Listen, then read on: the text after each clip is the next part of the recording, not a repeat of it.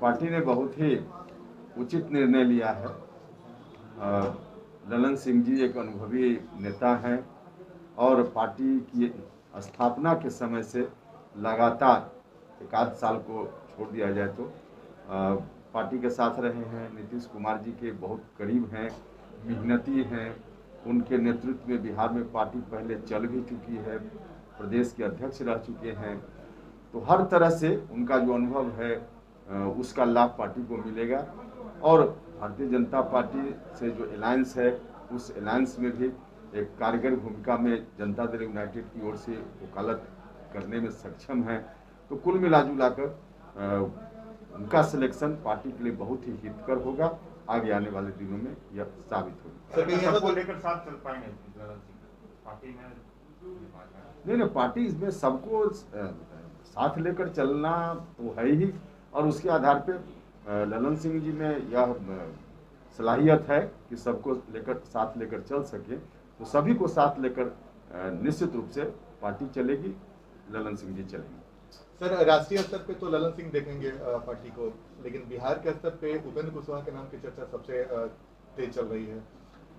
बिहार में का आप दौरा कर रहे, जगह जगह जा रहे हैं सर, क्या आने वाले समय में बिहार में उपेंद्र कुशवाहा की बड़ी भूमिका होने वाली है? देखिए, आज भी उपेंद्र कुशवाहा की जो भूमिका है बिहार में बड़ी भूमिका ही है और लोगों की भूमिका है। हम ऐसा नहीं कहते कि अकेले उपेंद्र कुशवाहा की भूमिका है। और यह सच है कि बिहार से बाहर पार्टी की स्थिति उतनी मजबूत नहीं है जितनी मजबूत स्थिति बिहार में है। तो पार्टी के लिए तो सबसे ज़्यादा फाउंडेशन बिहार में ही है। यही पार्टी जितनी मजबूती से आगे खड़ा हो पाएगी उतना ही फैलाव देश के अन्य राज्यों में पार्टी का होगा। तो उस दृष्टि से यहाँ ज़्यादा काम करने की ज़रूरत है और उसमें हम सब लोग हैं और भूमिका सबकी है, उसमें उपेंद्र कुशवाहा की भी भूमिका है। प्रदेश अध्यक्ष को लेकर भी काफी चर्चा हो रही है कि जो अभी वर्तमान में प्रदेश अध्यक्ष हैं उनकी जगह आने वाले समय में उपेंद्र कुशवाहा। नहीं, देखिए उस तरह का नहीं है। बिल्कुल हम सब लोग एक दूसरे के सहयोगी हैं और आदरणीय नेता नीतीश कुमार जी के नेतृत्व में सभी लोग काम कर रहे हैं। और जैसा कि हमने बार बार कहा है कि संकल्प है हम सभी का कि जनता दल यूनाइटेड को बिहार में फिर से नंबर 1 की पार्टी बनाने का काम करना है। तो इस काम में एक कार्यकर्ता के रूप में, एक सिपाही के रूप में नीतीश कुमार जी के नेतृत्व में उपेंद्र कुशवाहा काम कर रहा है, मजबूती से करते रहेंगे। बाकी क्या कुछ होता है पार्टी में फेरबदल, उस पर मेरा को या किसी को मैसेज देने की कोशिश नहीं है। पुरानी सोच है हमारी पार्टी की और नीतीश कुमार जी, और वह सोच अपनी जगह पूर्णतः दुरुस्त है। जनसंख्या वृद्धि पर रोक आवश्यक है, इससे कोई इनकार नहीं कर रहा है। जिस तरह से जनसंख्या बढ़ रही है उसको रोकना जरूरी है, लेकिन जबरदस्ती करके आप रोकना चाहिएगा तो यह काम नहीं संभव है। लोगों के बीच जागृति पैदा करके, महिलाओं को प्रशिक्षित शिक्षित करके इस तरह से योजना बनानी पड़ेगी, तब जाकर जनसंख्या वृद्धि पर रोक लगेगी। यही बात कल बैठक में भी कही। सर, आपके बारे में ये कहा जाता है कि अभी जब भी कहीं दौरे पे जा रहे हैं और आपका जो बयान आ रहा है वो बीजेपी के खिलाफ एक तरीके से दिख रहा है, तो ये कोई खास वजह है क्या कि उपेंद्र कुशवाहा का बयान? मेरा कौन सा बयान भारतीय जनता पार्टी के खिलाफ है? कई बार जातीय जनगणना की बात, जातीय जनगणना की बात पार्टी की बात है, जनसंख्या नियंत्रण भी पार्टी की बात है। इसमें भारतीय जनता पार्टी के खिलाफ जानबूझ के उपेंद्र कुशवाहा कोई बोल रहा, कोई एक भी तो उस तरह का उदाहरण हमको मिले।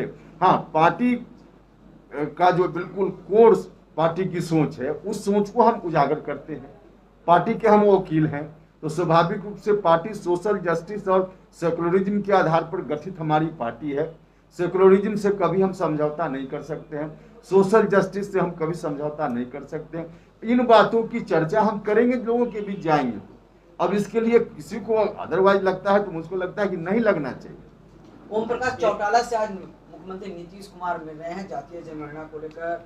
तेजस्वी यादव ने नीतीश कुमार से मुलाकात की थी, तो क्या लग रहा है कि देश में जो है नीतीश कुमार जातीय जनगणना को लेकर नेतृत्व करेंगे और प्रधानमंत्री से जब मिलेंगे और जातीय जनगणना के लिए ओके करवाएंगे?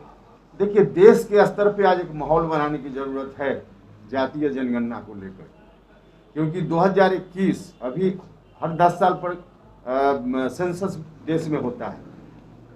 2021 में होना है, कोरोना के चलते थोड़ा विलम्ब हो सकता है। अगर इस बार नहीं हुआ तो फिर अगला 10 साल इंतजार करना पड़ेगा। और तब तक इतना नुकसान, रोज नुकसान हो रहा है, और इस नुकसान को अगर आगे 10 साल के लिए और बढ़ा दिया जाए तो यह किसी के साथ न्याय नहीं होगा।